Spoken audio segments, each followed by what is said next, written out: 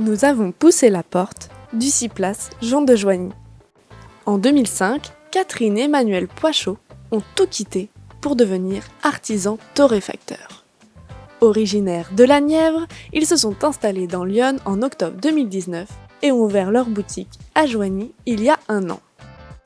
Emmanuel nous indique l'étendue des articles proposés à la vente à la boutique des saveurs. Alors on trouve déjà du café, puisqu'à la base c'est notre métier, nous sommes torréfacteurs. Mais on trouve aussi toute une série de produits d'épicerie fine, notamment du thé. On travaille avec la maison Lagrange qui fait du thé d'excellente facture. On travaille aussi les chocolats en poudre. Donc ça c'est nos 3 produits, on va dire nos 3 produits phares. Et puis après on travaille une gamme de produits salés, de produits sucrés pour l'apéritif, pour le dessert, en gamme épicerie fine. Nous, notre métier, ça va être de savoir qu'est-ce qu'on veut sortir comme café.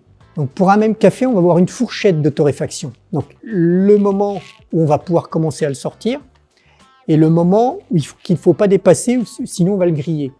Et dans cette fourchette-là, il y a ces fameuses 40 molécules qui vont se développer. Donc chacune à leur tour. À partir du moment où on le sort en début, on va avoir que quelques molécules de saveur qui vont être développées.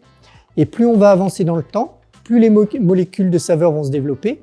Par contre, il va y avoir un moment où les molécules de saveur qui se sont développées au début vont commencer à disparaître. Tout notre art, en fait, ça va être de savoir quelles sont les molécules qu'on va vouloir développer.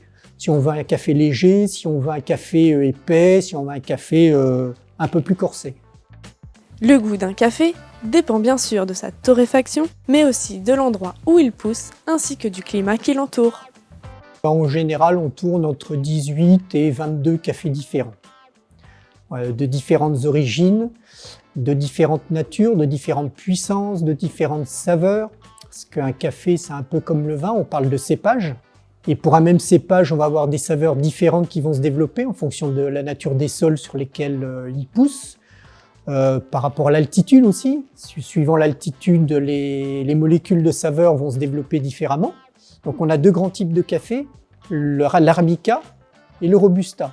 Alors un robusta, il porte bien son nom, il est robuste, donc il pousse en plaine, et comme il est plus agressé par le soleil, il va se défendre en développant la caféine. Mais en contrepartie, le robusta va avoir moins de molécules de saveur. Donc ça va être des cafés plus basiques, mais c'est pas pour ça qu'ils sont moins bons. À l'inverse, l'arabica, qui va pousser en altitude, donc il va être beaucoup moins agressé par le soleil. Donc pour se défendre, il va développer beaucoup moins de caféine. Et les molécules de saveur, par contre, vont en avoir 2 fois plus. On va avoir une 40aine de molécules de saveur différentes. En ce moment, avec le réchauffement climatique, il y a des gros soucis, par exemple en Amérique centrale et en Amérique du Sud. Avec le phénomène d'El Niño, le café est en train de progresser en altitude, justement pour rechercher la douceur. Dans d'autres régions, comme l'Indonésie par exemple, les moussons sont beaucoup plus longues et beaucoup plus intenses et beaucoup plus pluvieuses. Donc là, ça va être l'inverse. Là, il va falloir qu'il y ait un compromis qui soit fait pour garder le maximum de saveur au café, pour avoir toujours de la qualité. Emmanuel Poichot nous explique désormais le procédé de torréfaction de A à Z. Donc là, on a une tournée qui est en train de tourner, elle va être finie, on va la contrôler. Et là, on a une tournée en préparation. Donc ça, c'est le fameux café vert qu'on mettra à la suite de celui qu'on va contrôler. Donc la fameuse fourchette de torréfaction, c'est quand on entend le café commencer à crépiter. C'est à ce moment-là, on va avoir une latence de 1 ou 2 minutes maximum pour savoir quand est-ce qu'on doit sortir le café. J'estime que mon café est cuit, donc là maintenant je vais le sortir.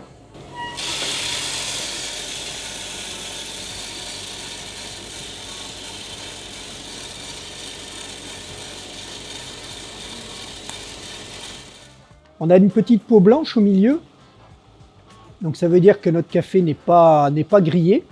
Donc là il est parfait. Il n'est pas marron foncé comme on peut l'imaginer. Il y a des grains et il y a des grains qui sont encore beaucoup plus clairs. Alors cette petite peau, ça s'appelle le parche. Et c'est pour ça que dans un café, on va dire normal, sur un café moulu, normalement vous avez des petits points blancs.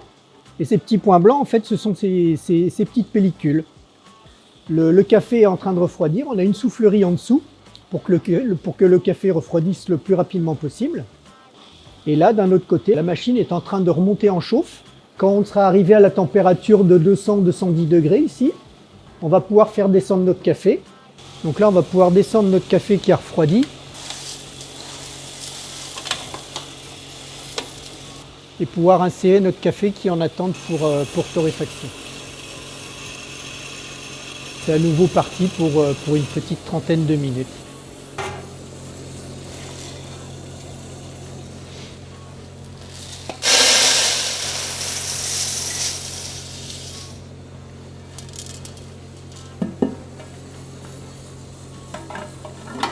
Notre café va finir de refroidir, va finir de décanter pendant 4 heures dans le seau. Et une fois qu'il aura fini de décanter, on va fermer le seau hermétiquement pendant 24 heures avant de le mettre en sachet. Et la boucle est bouclée.